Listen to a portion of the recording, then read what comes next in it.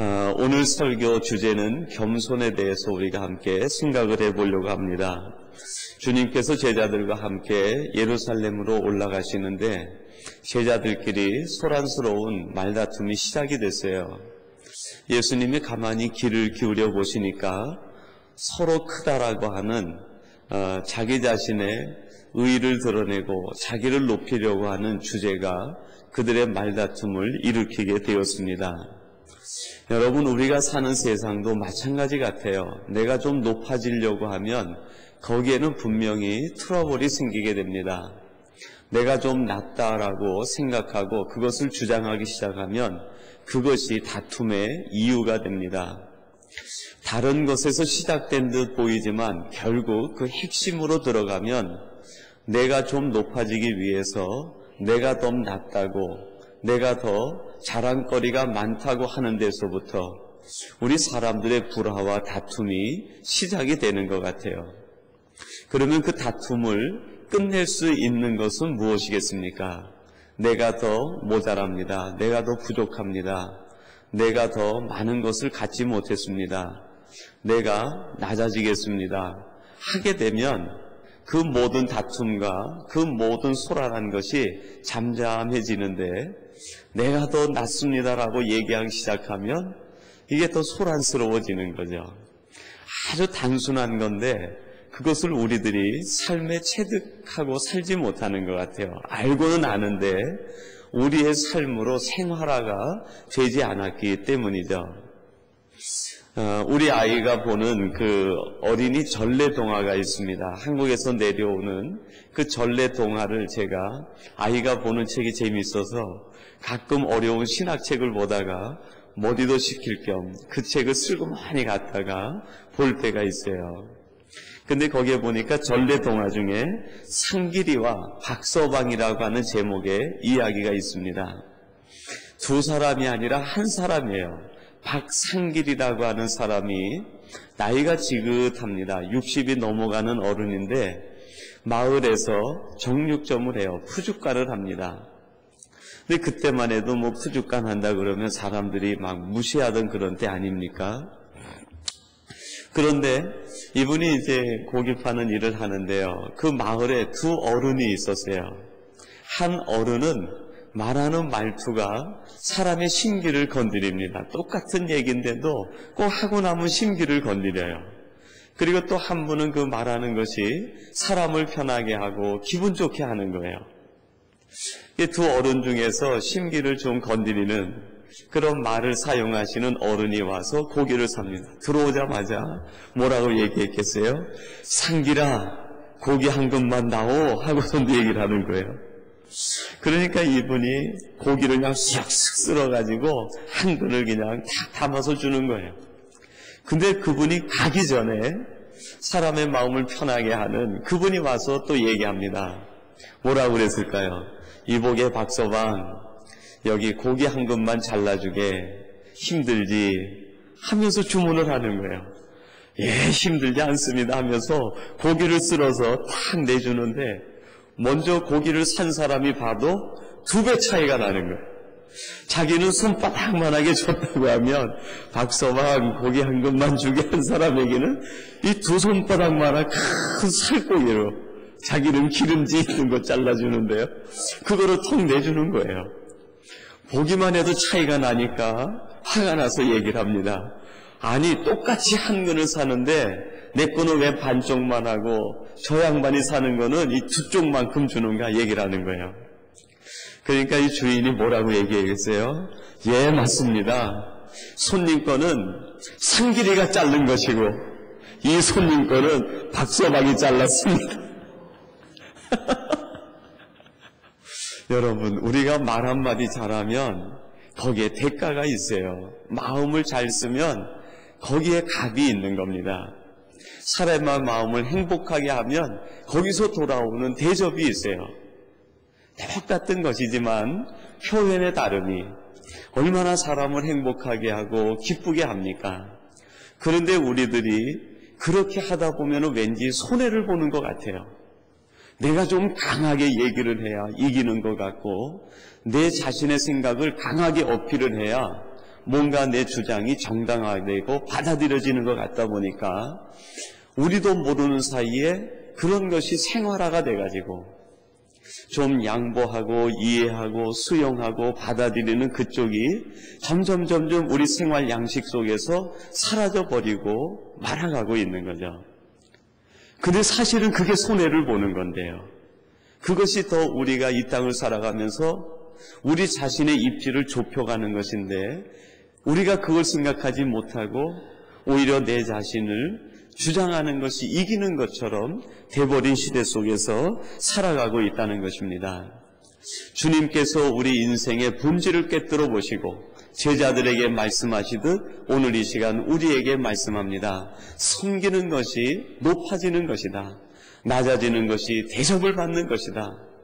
으뜸이 되고자 하는 사람은 그 으뜸이 되고자 하는 것만큼 더 밑으로 기초를 세우되 섬김의 기초를 세우고 낮아짐의 기초를 세워나가야 된다 하는 것을 말씀하고 있습니다. 겸손이란 무엇일까? 참 어려운 주제인데요. 제가 어느 책을 보다가 한 시를 보게 되었습니다. 이름이 나지 않은 시인인데요. 이규경 씨라고 하는 분이 쓴 제목이 때문입니다. Because of, 때문. 시 주제로는 좀 이상하죠, 그죠? 제가 시를 한번 읽어드릴게요. 이 시 속에 담겨있는 겸손이라는 의미를 우리가 되새겨볼 수 있는 내용이 있어요. 신학적인 시는 아니고 신앙적인 시는 아닌데요. 이분이 일반적인 생활을 묵상하다가 쓴 시인데 그 속에 우리가 귀담아 들을 만한 신앙적인 요소가 담겨 있더라고요. 이런 내용의 시입니다. 종소리가 멀리까지 울리는 것은 그 속이 비었기 때문이다. 거울이 세상 모습을 다 담는 것은 그 겉이 맑기 때문이다. 강물이 넓은 바다로 흐르는 것은 낮은 데로 흐르기 때문이다. 바람이 그물에 걸리지 않는 것은 그 형체가 없기 때문이다. 여러분 원하시면 제가 적어드릴 수 있어요. 아주 단순한데 그 속에 정말 평범한 진리, 우리가 놓쳐버리고 살아가고 있는 많은 것들을 담아놓고 있는 글이다. 그런 생각이 들었어요. 여러분 겸손이란 무엇입니까? 비우는 거예요. 비우는 것. 한 번은 제가 한국에 있을 때요, 그 태국에 있는 선교사님들이 현지 교역자 한 15분 정도를 모시고 교회를 방문했습니다. 2박 3일 교회에서 대접을 해드리고 숙식을 해드리고 대구와 포항, 경주 일대를 관광을 시켜드리는데 경주 박물관에 갔어요. 북박물관에 갔더니 에밀레 종을 복원시켜가지고요, 그 들어가는 입구에다가 크게 세워놨더라고요. 그 아람들이가 태국에서 온 그분들이 손을 잡고 이렇게 하는데 한 5명 정도 아람들이가 되는 큰 종이에요. 거기 간분이 지나가다가 손으로 그 종을 갖다가 퉁 쳐봤어요. 그 소리가 어떻게 울렸을까요? 그 밑에 바닥에서부터 저음으로 울리는데요. 그 소리가 우리가 그 종을 탁 치고 나서 박물관이 돼 있는 건물이 있는데 그쪽까지 가는데도 그 소리의 여운이 하면서 들려오더라고요. 그 박물관을 다 구경하고 밖에 나오니까 그 에밀레 종을요 그대로 모양을 떠가지고 선물 코너에서 요 주먹만하게 만든 것이 있어요. 그거를 이렇게 만들어서 종을 매달아 놨는데 아까 친 그것이 기억이 나는지 다른 그 태국 현지 교역자가 그 밑에 망치가 있었는데 그 망치로 요 주먹만한 종을 탁 쳤어요. 어떤 소리가 났을까요? 땡 하는 소리가 나더라고요. 종의 크기가 크니까요, 한 번 쳐도 그 소리가 저음으로 깊게 울리는 거예요. 근데 종이 작으니까요, 그 소리를 딱 치니까 그 소리가 땡 하는 게 얼마나 귀에 날카롭게 들리는지 모르겠어요. 속이 비어있는 크기가 그 종의 소리의 크기를 만들고 그 종의 인격적인 크기를 만드는 거죠. 여러분, 우리 사람도 마찬가지입니다. 겉으로 봐서는 크기가 분간이 안 돼요. 근데 그 속을 얼마나 비웠느냐, 그 속이 얼마나 공명이 이루어지느냐가 그 사람의 인격의 크기를 말해준다고 할 수 있어요. 여러분들이 어려운 일을 당하면 떠오르는 얼굴들이 있을 겁니다. 그 떠오르는 얼굴들을 생각하면 그분의 인격의 크기가 보여요. 내가 이 문제를 그 어른에게 가서 이야기하면 그 어른은 다 받아줄 텐데, 그러면서 또 다른 얼굴이 크로즈업되는 얼굴이 있어요. 내가 만약에 이 이야기를 누구에게 하면 어떻게 된가? 그것이 10분도 안 지나서 밴쿠버에 쫙 퍼질 텐데, 속이 큰 사람이 있고 속이 좁은 사람이 있어요. 여러분, 겸손이라는 것이 마음의 크기로 비유한다고 하면 마음의 크기가 큰 사람이 겸손해질 수 있습니다. 우리 삼성교회 모든 성도님들은 마음의 크기가 에밀레 종의 몇천 배 크기로 큰 성도들이 되시기를 주님의 이름으로 축원합니다. 두 번째로 보니까 이 시에서요, 겸손이란 무엇인가? 맑은 것이다. 거울이 모든 사람의 모습을 닮아내는 것은 그 겉이 맑기 때문이다 그랬습니다. 거울이 여러분 오래되면은요, 그 뒤에 붙어있는 수은이 녹아내려가지고 얼룩이 져요. 얼룩이 진 거울에 내 모습을 비춰보면 나는 온전한데 비춰진 모습이 흉측하게 보입니다. 여러분, 우리 자신의 마음의 거울을 깨끗하게 해야 될 거예요. 나를 위해서가 아니라 내 거울에 누가 비치기 위해서요? 예수님의 모습이 비치기 위해서. 나를 깨끗이 하고 나를 정하게 하면 내가 비치는 것이 아니라 누가 비칠까요? 상대방이 우리를 통해서 우리 속에 계시는 누구를 볼 수 있습니까? 예수님을 볼 수 있는 거예요. 그게 마음의 거울이 깨끗하다, 그런 의미일 겁니다. 그것을 우리가 신앙적으로 얘기하면 참 겸손하다. 우리의 마음의 거울을 무엇으로 깨끗이 할 수 있습니까? 겸손으로, 낮아짐으로, 섬김으로 깨끗이 할 수 있는 거예요. 오늘도 우리 삼성교회 모든 가족들이 여러분이 있는 곳에서 겸손한 것 때문에 이런 불이익도 한번 당해보세요. 우리 장로님들과 또 저에게 얘기할 때, 목사님 말씀대로 제가 우리 있는 직장에서 겸손해졌더니 제가 이렇게 수입이 줄었습니다. 제가 이렇게 고통을 받습니다. 제가 이렇게 불이익을 당했습니다. 여러분, 그것이 간증 아니겠어요? 그것이 성도의 영광입니다. 그것이 성도의 능력이에요. 겸손했더니 손해보면 누가 채워주실까요? 하나님이 채워주시는 거예요. 그래, 내가 믿음으로 살려고 이렇게 손해를 보는구나. 그래, 내가 겸손하게 살기 위해서 이렇게 억울한 일을 당했구나. 내가 낮아지고 내가 더 섬김으로 살기 위해서 이렇게 고통받고 있구나. 하나님이 아시고 세상이 못 채워준 것을 누가 채워주십니까? 하나님이 채워주시는 거예요. 하나님께서 여러분의 지각에 넘치도록 여러분에게 채워주시는 오늘 복된 날이 되시고 여러분의 삶이 되시고 여러분의 일터와 직장이 되시기를 주님의 이름으로 축원합니다. 그리고 세 번째로 겸손은요, 낮은 데로 흐르는 것이라고 했습니다. 강물이 넓은 바다로 흐르는 것은 낮은 데로 흐르기 때문이다. 낮은 데로 흐르면은 그것이 결국 강물이 변해서 바다가 되는 거예요. 하나님이 우리에게 복을 주시는데 어떤 복을 주실까요?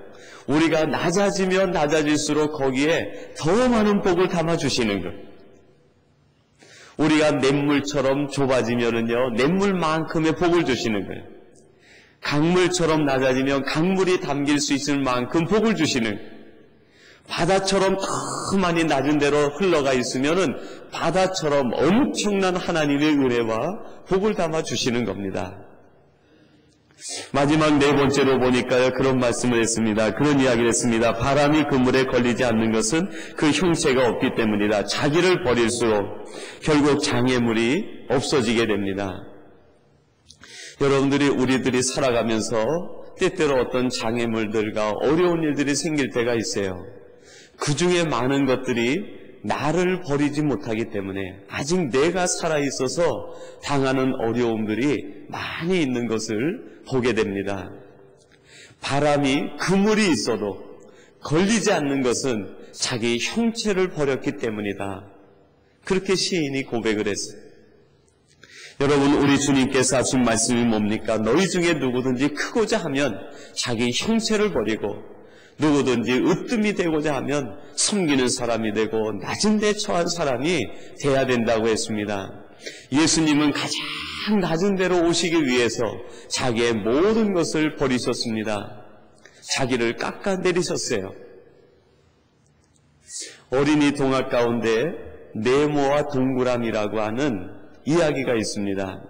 네모와 동그라미가 서로 다르지만 친구가 되었어요. 서로 오랫동안 사귀다 보니까 얼마나 친해졌는지 몰라요. 그래서 하루는 이 네모가 동그라미를 초청을 했어요. 네모 집에 동그라미가 들어오려고 하는데 문에서부터 걸리는 거예요. 네모는 모든 집에 있는 물건들이 전부 어떻게 되어 있어요? 네모가 나 있는 거예요. 동그라미가 들어오다 보니까 네모에 동그라미가 걸려가지고 들어오지를 못해요. 그래서 문설주를 뜯어내고 문을 좀 높여서 간신히 동그라미가 들어왔는데 이번엔 의자에 앉으려고 하니까 의자도 네모나고 책상도 네모나고 밥그릇도 네모나고 숟가락도 네모나고 동그라미가 쓸 수 있는 게 별로 없는 거예요. 그러고 있다가 동그라미가 돌아갔는데요. 그 다음부터 네모가 집수리를 하기 시작했습니다. 집문도 동그랗게, 의자도 동그랗게, 책상도 동그랗게, 전부 동그랗게 만들어 놓고 동그라미 친구를 초청을 했어요. 동그라미가 오는데요. 문에 들어오는데 어렵지가 않아요. 의자에 앉아서 그 네모가 대접해주는 모든 음식을 먹고 기분 좋게 돌아갔다고 하는 그런 이야기예요. 여러분, 어떻게 보면 우리가 네모와 같은 우리의 의지를 가지고 인간적인 방식으로 살아가고 있는지 몰라요. 그런데 우리 주님은 어떤 분이십니까? 모난 데가 없이 동그라신 분이에요. 그 주님이 우리 속에 들어오려니까 여기도 걸리고 저기도 걸리고 우리 안에 모시고 있으려고 하니까 이것도 불편하고 저것도 불편해요. 여러분, 때로는 우리들이 주님한테 뭐라고 요구합니까? 주님, 저는 네모입니다. 주님께서 동그라미의 모양을 바꾸셔야 되겠습니다. 때때로 우리가 주님께 그럴 때가 있어요. 그게 아니죠. 주님은 동그라미시군요. 이제 제가 변하겠습니다. 이제 제가 모난 데를 깎아내고 구석진 데를 메꾸어서 우리 주님의 모습처럼 동그라미가 돼서 주님 원하시는 모습을 닮아 살아가겠습니다. 여러분, 우리 주님의 모습, 그 모습을 우리가 닮아가야 되지 않겠습니까? 근데 제가 보니까 우리 삼성교회 식구들은 이미 전부 동그라미가 되신 것 같아요. 아직 조금 부족한 부분이 있다고 하면, 아직도 조금 메꿔야 될 부분이 있다고 하면 겸손으로 메꾸십시다.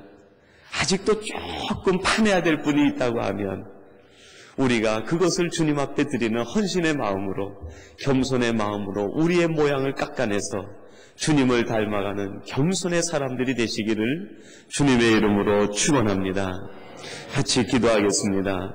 하나님 아버지, 감사합니다. 오늘도 저들이 새벽을 깨우게 하시고 겸손이 무엇인지 다시 한번 생각하게 해주시니 감사합니다. 우리를 위하여 골고다 언덕 십자가를 지고 가신 주님의 겸손을 생각하며 섬기는 것만큼 높아진다고 말씀하신 주님의 말씀을 깊이 생각하고 저들이 이 땅에서 하나님의 사람으로 새로 지음받게 주옵소서. 특별히 하나님께서 너무나 사랑하시는 우리 삼성교회와 우리 삼성교회 가족들을 기억하시되 특별히 우리 어르신들을 기억하시고 또 우리 자녀들에게 지혜와 명철을 더하시며 온 성도들이 하나님의 놀라우신 축복과 은혜를 누리도록 역사해 주시옵소서. 오늘도 주신 말씀 붙들고 하나님 앞에 영광 돌리는 우리의 한날이 되게 하시고 우리의 삶이 되도록 인도해 주시옵소서. 이 모든 간구를 예수님의 이름으로 기도하옵나이다. 아멘.